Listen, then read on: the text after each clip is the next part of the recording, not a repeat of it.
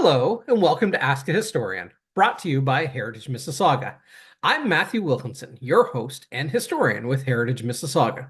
Together, we'll dive into the fascinating stories that shape our city. Remember, you can send your questions to history@heritagemississauga.org, and together we will explore more local history. Don't forget to like, subscribe, and follow us, and stay connected with Heritage Mississauga's programs and events. On today's episode of Ask a Historian, we will be sharing some fascinating stories from local history thanks to recent inquiries that we have received, and we have an exciting announcement towards the end of the program. Our first question this week is from Andrea, and she is curious about Mazo de la Roche and her connection to Mississauga. Andrea has recently picked up one of Mazo's books and was excited to learn that there were more.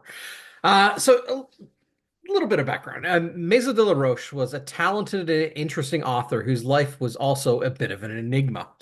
She lived in Clarkson in 1927, here in historic Mississauga, and she wrote the award-winning book Jalna, the first of 16, yes, 16 books in her best-selling series about the fictional White Oaks family and their beloved home of Jalna. At the time, Mazo lived in a small cottage known as Trail Cottage and was close friends of the Harris family of Benares Historic House, today part of the Museums of Mississauga. It is believed that Benares and the Harris family provided some of the inspirations for the White Oaks family of Jalna. A Clarkson area park and school carry the name White Oaks in honor of the fictional family today, and adjacent street names also make connections to the author: Mazo Crescent, Jalna Avenue, and White Oaks Avenue. But who was Mazo? Again, a little bit of an enigma. Mazo de la Roche was born in Newmarket on January 15th of 1879, the daughter of William and Alberta Roche. A combination of her father's many occupations, he worked in hotels, stores, and farms over time, and her mother's ill health resulted in the family frequently moving. Mazo's education was a combination of formal schooling, music, and art classes, and extensive reading at home. Mazo drew on these experiences for her later writing. She was seen as an expressive and an imaginative child who was highly attuned to the world around her. She also developed a complex fantasy world that she called the play, which sustained her throughout her life, often involving her younger cousin and lifelong companion, Caroline Clement. But there remained an air of mystery around Mazo. She often altered facts about her life and changed her place and date of birth and her surname. Roche became de la Roche, and rewrote and recreated much of her own family history. To date, there is much about her life that is uncertain. In 1902, she published her first magazine story and continued writing as much as she could after that. In 1927, her Jalna novel won the Atlantic Monthly's prize of $10,000, and her work became immediately famous. The prestigious prize gave her financial freedom to pursue writing full-time. Between 1928 and 1939, she lived mainly in England, returning to Canada at the beginning of the Second World War with her two adoptive children. Her 16 Jalna books deal with many people and cover more than a century of time. Written over 33 years, and not in chronological order, they chronicle the life and times of the fictional White Oaks family. Mazo spent most of her life in Toronto, and she died there on July 12, 1961, at the age of 82. She was buried at St. George's Church in Sutton on the shores of Lake Simcoe, a place she knew and loved. Mazo is among the most prolific and widely read Canadian authors. She wrote 23 novels in total, and more than 50 short stories, 13 plays, and many other fictional works. Her stories of Jalna have even been adapted for movies, documentaries, radio, television series, and theatrical performances over the years.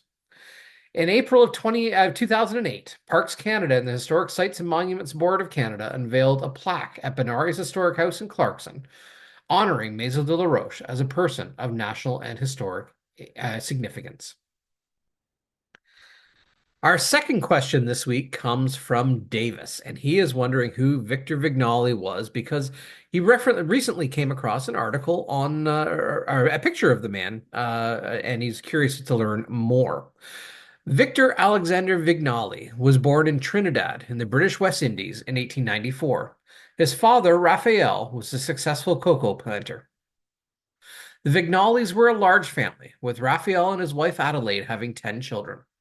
Part of the family came to Canada in 1913, including parents Raphael and Adelaide, Adelaide, together with children Percy, Adolf, Victor, Cecily, Marietta, Alice, and Joseph.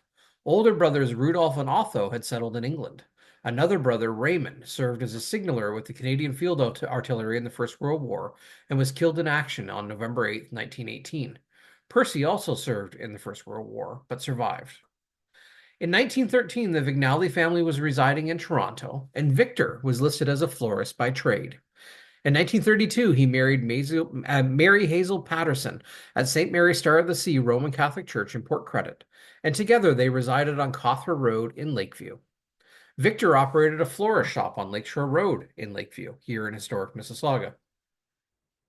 Victor rose to local prominence in 1951 when he chaired the Citizens Committee for the revocation of the Canadian Temperance Act in Peel.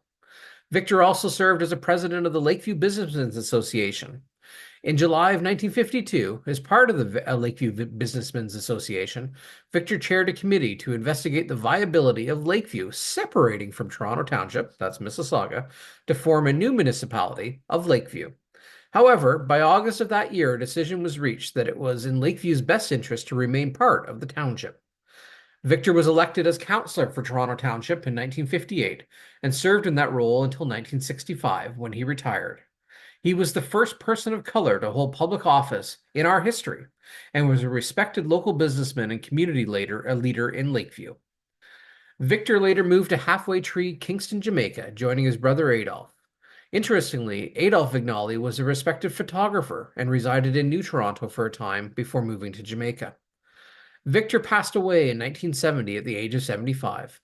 He was laid to rest in Calvary Catholic Cemetery in Kingston, Jamaica. Victor's siblings, Percy and Cecily, also lived in historic Mississauga and are buried at St. Mary's Catholic Cemetery. A special shout out here to Nick Moreau from the Region of Peel Archives and Dorothy Q and Kathy Baker from the Halton Peel branch of Ontario Ancestors for assisting in the research behind Victor Vignale, our very first elected Black politician here in historic Mississauga. Our third question this week comes from Jaden, and he's asking what the history of the street names are in Lorne Park Estates. Lorne Park Estates really is a special little enclave here in Mississauga, and if you've ever had a chance to wander out or even look on a street map, you'll notice that the streets bear some identifiable names, and we're going to dive into it a little bit here. So, Jaden, thanks for being curious about your community. Lorne Park itself was named for John Campbell, the 9th Duke of Argyll, Marquess of Lorne, who served as the Governor-General of Canada from 1878 to 1883. However, there is, in essence, two Lorne Parks, one south of Lakeshore and one to the north. The one to the north is the older one. This is the historic Crossroads community, a hamlet, if you will, that developed along Lakeshore Road and up Lorne Park Road. However, the name itself gets connected to both the communities north and south. But we're going to be exploring the area of Lorne Park Estates today, which is to the south of Lakeshore Road and is, again, a private enclave, very unique within the city of Mississauga today.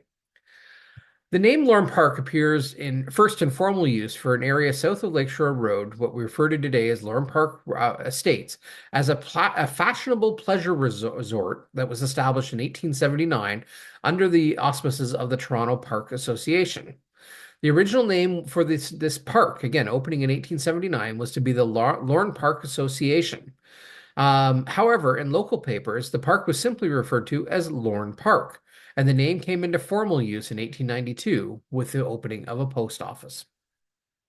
Back in 1886, though, the park was purchased by a new group of investors under the name of the Toronto and Lorne Park Summer Resort Company. The property was then surveyed and building lots were created and sold for the development of summer cottages. North and South roads were given the name of famous poets and playwrights, while East-West roads in the park were named after directors of the company. In 1891, a new company was formed to administer what was then the 90-acre park, and it was called the Lorne Park Company Limited. But, beset by financial difficulties, in 1909, the park was transferred to the newly formed company, the Lakeshore Country Club Limited. That venture, however, was also short-lived, and between 1912 and 1914, the matter of ownership was contested in the courts, and the result being that individual lots were then owned by the cottagers themselves through the Lorne Park Cottagers Association. For the full story of Lorne Park Estates, and it is a fascinating area of our city, please see a book that was written in 1980 by the Lorne Park Estates History Committee entitled Village Within a City, The Story of Lorne Park Estates. But back to our question, and again, thank you, Jaden, for being curious. Um, Road names within Lorne Park Estates were established in 1889. The names for the early company presidents are remembered with McConnell and Roper Avenues. McConnell Avenue was named for Nevin McConnell, who lived between 1837 and 1916, and was president of the Toronto Park Association. Roper Avenue was named for Frederick Roper, who lived between 1840 and 1922, and was president of the Toronto and Lorne Park Summer Resort Company. And after that, in 1891, the Lorne Park Company Limited. Other street names were named for long-term directors of the Toronto Lorne Park Summer Resort Company, including Stockwell Avenue, named for John William Stockwell, Henderson Avenue, named for William Richard Henderson, Bousted Terrace, which, although it no longer exists, was named for Toronto politician James Bellingham Bousted, and Lugsden Avenue, which was never opened, although Lugsden Creek today carries its name association, and it was named for Toronto businessman William Lugsden and his brother Joseph Lugsden, who again were both directors. Two other roads appear in the 1889 plan are also named for directors, with neither of the roads ever being opened. Campbell Avenue, named for Paul Campbell, and Hillman Avenue, named for George Leo Hillman. Other streets that were part of this plan: Venn Avenue, named for Toronto jeweler James Venn; McIntyre Avenue, named for steamboat agent Peter McIntyre; and Neville Avenue, named for barrister Rufus Shorey Neville. Another road which never opened was called Orient Avenue, although the origin of its name is uncertain. However, being a director with the Toronto and Lorne Parks Association did not guarantee you a street name, apparently, as names of other directors, such as John Earls, Edmund Burke, George Perry, Josiah Barnett, James Hewlett, and Alexander Patterson, are not found in the inventory of local road names. Other road names in Lorne Park Estates today take their origins from famous poets, authors, and playwrights, and were included in the 1889 survey plan. These include Moore Creek, which was named for Irish writer, poet, and playwright Thomas Moore. Whittier Crescent is named for American poet and abolitionist John Greenleaf Whittier. Longfellow Avenue takes its name in association with the American poet and educator Henry Wadsworth Longfellow. Sangster Avenue is named for Canadian poet Charles Sangster. British poet laureate Lord Alfred Tennyson, the first Baron Tennyson, lends his name to Tennyson Avenue. And Burns Avenue is named in honor of famous Scottish poet and lyricist Robbie Burns. And finally, Chaucer Avenue is named for English poet and author Geoffrey Chaucer. So again, thank you for exploring and being curious about some of the name origins you find on the maps here in Mississauga and a historic area of our city. Our last part of this week's episode is exciting news on a new comic from Heritage Mississauga. Heritage Mississauga, together with the Museums of Mississauga, are excited to announce the launch of our newest comic book in the popular The Grange comic book series. This one, Volume 15, Legend of the Museum, brings our story to the Museums of Mississauga, where artifacts are not quite what they seem. This remarkable journey of exploration and discovery is brought to life through the incredible work of artist Daniel Wong. The comic brings stories and artifacts to life in an incredible journey of remembering, imagining, and belonging. It reminds us that museums are much more than places for old, forgotten things to be stored away. Museums are vibrant places that collect, preserve, and share stories while challenging perspectives. The artifacts highlighted in the new comic are all part of the collections of the Museums of Mississauga, and all have a remarkable story that highlights the significant lived experiences in the history of the city of Mississauga. Preserving and displaying these artifacts and many more help us realize the importance of getting to know our stories. The stories are inspiring and they are limitless, and they also highlight the importance of preserving and celebrating our collective heritage. We invite you to come to the new comic book, come to the launch of the new comic book and meet the artist, Daniel Wong, on Saturday, February 28th from 12 to 4 p.m. at the Benares Visitor Center, 1507 Clarkson Road North. The comic is free, and copies of all previous comics in the series will also be available. At the launch, you can receive your free copy of Legend of the Museum, again, meeting the artist Daniel Wong, and see the artifacts that are highlighted in the comic. And also, come visit Benares Historic House and enjoy some light refreshments. Thank you for spending some time with us here on Ask a Historian. Please like, subscribe, and follow us and stay up to date on new episodes. And join us next time for the next episode of Ask a Historian as we explore more fascinating stories of Mississauga's history. And please join us on Saturday, February 28th at the Benares Visitor Center from 12 to 4 p.m. for the launch of our new comic book. And we will see you next time.